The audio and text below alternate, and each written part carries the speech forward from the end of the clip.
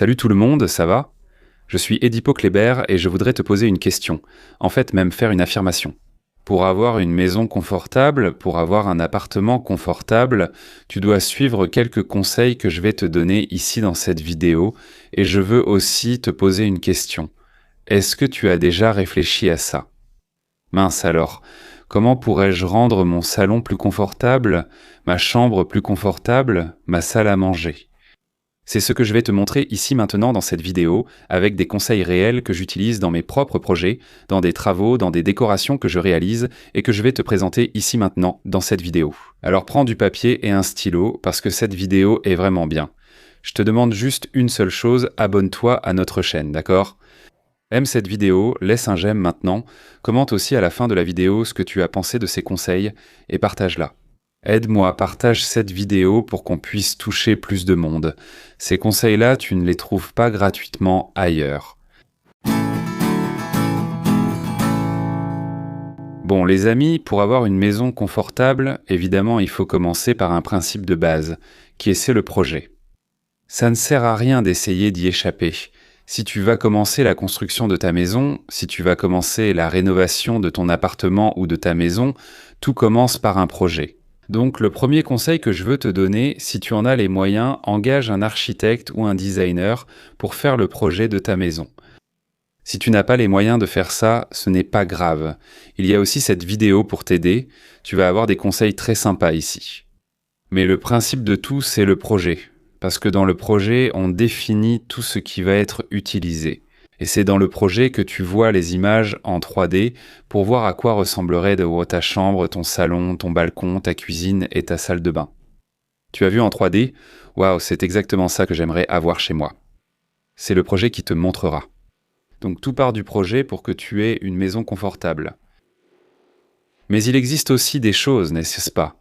Des objets de décoration que tu peux avoir chez toi et qu'avec les conseils que je vais te donner ici, tu peux avoir cette agréable sensation d'un intérieur confortable chez toi. Tu veux voir un bel exemple ici? Parlons de notre coin télé. Qui n'aimerait pas avoir un beau tapis dans le coin télé? C'est le premier élément dont je veux te parler ici. Si ton coin télé se compose simplement d'un canapé, de la télé et du meuble TV, essaie de mettre un tapis qui va du meuble TV jusqu'au canapé. Premier conseil, le tapis doit couvrir toute la longueur de ta salle à manger. Il ne faut surtout pas mettre un petit tapis au centre et penser que c'est bon. Ou encore un tapis rectangulaire trop petit, rien de tout ça. Le tapis pour le coin télé doit couvrir toute la pièce. C'est comme ça en fait. C'est le tapis qui va délimiter et définir la taille de mon coin télé. Si tu as un mur de 2 mètres avec la télévision et un canapé de 2 mètres, le tapis doit aussi mesurer 2 mètres. Si la distance entre le mur et le canapé est de 1,90 m ou 2,10 m, le tapis doit avoir cette dimension. Donc c'est le tapis qui va délimiter ton coin télé et ça apporte une sensation, mec, tellement agréable dans ton quotidien. Pour regarder la télévision, un match, un feuilleton, un film, un journal. Allongé sur le canapé, il ne faut surtout pas marcher avec des baskets ou des tongs sur le tapis pour ne pas le salir. Laisse les tongs de côté là-bas, les baskets dehors. Ressens cette sensation agréable, confortable de marcher sur ton tapis. Et un bon conseil aussi. J'utilise toujours dans mes projets des tapis en, disons, laine. À poil court, disons comme ça. Un tapis à poil court, d'accord? Il ne faut surtout pas utiliser ou acheter ce tapis très duveteux, qui ressemble à la fourrure d'un caniche, bien grand et tout doux. Rien de tout ça. Achetez un tapis avec des poils bien courts, pour qu'il soit fonctionnel et facile à nettoyer au quotidien. D'accord? Et même comme ça, il va quand même apporter cette sensation de confort à votre pièce. Et évidemment, choisissez une couleur de tapis qui soit compatible avec les couleurs de la décoration de votre salon. Si vous avez un panneau en bois, si vous avez un canapé gris, vous pouvez mettre un tapis beige, un tapis blanc, un tapis gris. Évitez de mettre un tapis jaune, un tapis bleu, un tapis vert, car cela n'ira absolument pas avec la décoration de votre salon. Alors voici mon premier conseil pour que vous ayez une maison confortable. Deuxième conseil que je veux vous donner, n'abusez pas des couleurs. Quand je dis de ne pas abuser des couleurs, c'est pour éviter de peindre votre maison avec plein de couleurs différentes. Mais Ed, la chambre de mon fils est bleue. Dans ma chambre, je veux tout en blanc. Dans la chambre de ma fille, c'est rose. Dans mon salon, c'est gris. Donc je ne peux pas faire ça, ce n'est pas ce que je suis en train de te dire.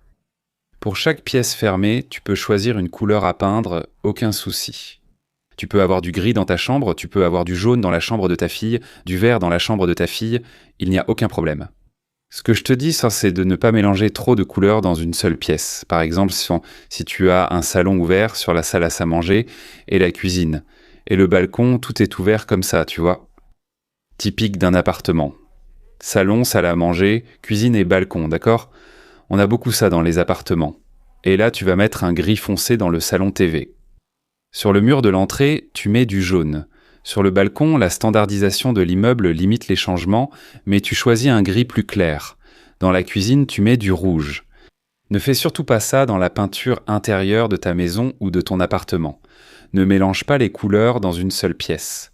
Des couleurs différentes. Si tu veux avoir de l'harmonie et cette impression d'avoir une maison confortable, tu peux mélanger jusqu'à 3 couleurs pour la peinture des murs de ta maison. Par exemple, choisis une couleur plus foncée pour n'en mettre que sur un seul mur dans cette pièce-là. Une teinte moyenne de cette même palette de couleurs. Prenons l'exemple du gris. Un gris plus foncé, un gris éléphant pour le mur de la télévision. Un gris chrome pour le canapé, par exemple. Et un gris très clair là-bas. Une plume argentée, une calopsite pour être cette couleur prédominante qui sera la couleur de tous les murs. Donc, c'est dans cette direction que je veux que tu travailles. Ce n'est pas moi qui choisis le gris éléphant, le jaune machin, le vert ici, le bleu là. Ce n'est pas ça.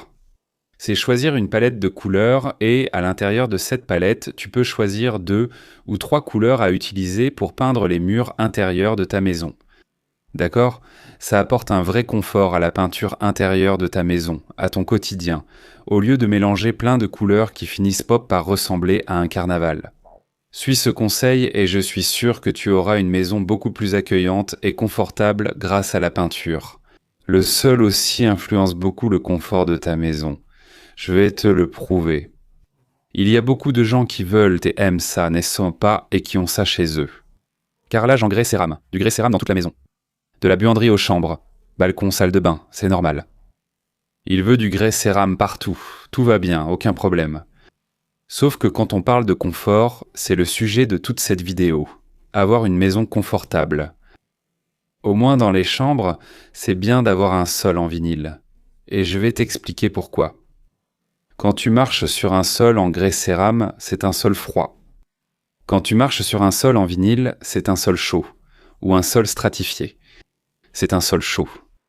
Donc la sensation de marcher sur un sol en vinyle, qui est un sol chaud, par rapport à un sol en grès cérame, qui est un sol froid, est totalement différente, surtout pour les chambres. Imaginez-vous vous réveiller le matin et marcher sur un sol en vinyle, un sol bien chaud, très agréable pour marcher dessus. Et marcher sur un sol en grès cérame, qui est un sol totalement froid. Vous ressentez un petit choc thermique, ce n'est rien qui va influencer votre santé, du moins de mon point de vue. Je ne suis pas médecin, mais selon moi, cela n'aura aucune incidence. Mais la sensation d'avoir une chambre confortable, quand vous vous levez tôt le matin et que vous marchez sur un sol en vinyle, est totalement différente de celle de marcher sur un sol en grès cérame. Alors, vous êtes en train de construire, de rénover et de choisir les matériaux de votre maison ? Réfléchissez-y. Arrêtez-vous un instant et réfléchissez. Tiens, Edipo a dit que ce serait bien de mettre du sol en vinyle, au moins dans les chambres. Moi, j'aime beaucoup le grès cérame. Mais au moins dans les chambres, je vais prendre un moment pour réfléchir si cela a vraiment du sens pour nous, dans notre quotidien, dans notre maison. Notez bien ce conseil. Prenez le temps de réfléchir. Un bon éclairage et un éclairage adapté à toutes les pièces de votre maison sont également très importants. Regardez. Il existe plusieurs types de nuances d'éclairage. Cela va d'un jaune très prononcé à un blanc très pur qui tire presque sur le bleu. Alors, que faut-il utiliser chez vous, étant donné que nous avons toutes ces options ? J'aime toujours utiliser dans mes projets, et vous qui me suivez ici depuis longtemps le savez, que dans les espaces intimes, notez bien ce conseil. Espace intime. Quand je parle d'espace intime, je parle des chambres à coucher. Raoul des chambres à coucher. Raoul intime des chambres à coucher. J'aime toujours utiliser du blanc chaud. C'est cette lumière que tu regardes et qui est plus jaunâtre, d'accord ? Ça apporte une sensation très agréable à ton quotidien. Une sensation de confort, de chaleur pour tes chambres. Salle TV. J'aime aussi utiliser un blanc chaud, c'est vraiment sympa. Maintenant, salle à manger, salon. Peut-être que le salon irait aussi très bien avec un blanc chaud, un blanc chaud. Maintenant, salon, salle à manger, pardon. Salle à manger, cuisine, salle de bain, buanderie et même le balcon. Blanc neutre. Ce sont les teintes que j'utilise dans mes projets, que je recommande à mes clients. Sauf si mon client est très exigeant et dit « Non, je veux du blanc froid partout. De la chambre à la cuisine. Je veux du blanc chaud partout. De la cuisine à la buanderie, à la zone de service, aux chambres. Je veux du blanc, sauf s'il est très exigeant et le précise. Non, je le veux comme ça. Point final. Mais mon conseil sera toujours blanc chaud pour les espaces intimes, blanc neutre pour le reste des pièces de la maison. Cuisine, balcon, salle à manger, salle de bain, buanderie. C'est une approche qui apporte une sensation d'éclairage adéquat et une impression de confort dans la maison. D'accord ? C'est ça qui rend une maison confortable. L'éclairage fait aussi une grande différence dans votre quotidien. Beaucoup d'objets de décoration dispersés dans toute la maison finissent aussi par surcharger vos espaces, et cela ne vous apporte pas ce confort au quotidien. Regardez, lorsque je vous propose ici une vidéo avec des conseils de décoration, je vais toujours vous dire ceci. Moins, c'est plus. C'est essentiel en décoration et je vais vous expliquer pourquoi. Quand je réalise un projet, je cherche toujours à le rendre très épuré, comme on dit dans le milieu de la décoration. Très propre, visuellement parlant. Pourquoi ? Notez, imaginez que vous avez un salon TV. Je vais prendre l'exemple d'un salon TV ici. Et là, vous avez votre meuble TV. Et là, vous avez votre télé. Ensuite, vous mettez un bandeau lumineux encastré dans le plafond en plâtre. Là, il y a le rideau de la fenêtre. Là, il y a un tapis. Là, il y a la table basse. Là, il y a un canapé. Là, sur le meuble TV, vous le remplissez d'objets. Là, il y a une lampe. Près du canapé, il y a une petite table d'appoint. Tout ce que je mentionne est fonctionnel. Et là, tu vas et tu me mets un panneau à latte. Et là, on finit par mettre beaucoup d'éléments de décoration. Et ça, souvent, si tu ne fais pas attention, si ces décorations ne se parlent pas entre elles, ça va nuire à ton espace d'une manière dont tu pourrais finir par le regretter plus tard. Alors, mon conseil pour que tu aies un espace confortable, fais attention, note bien ça. Commence par les bases.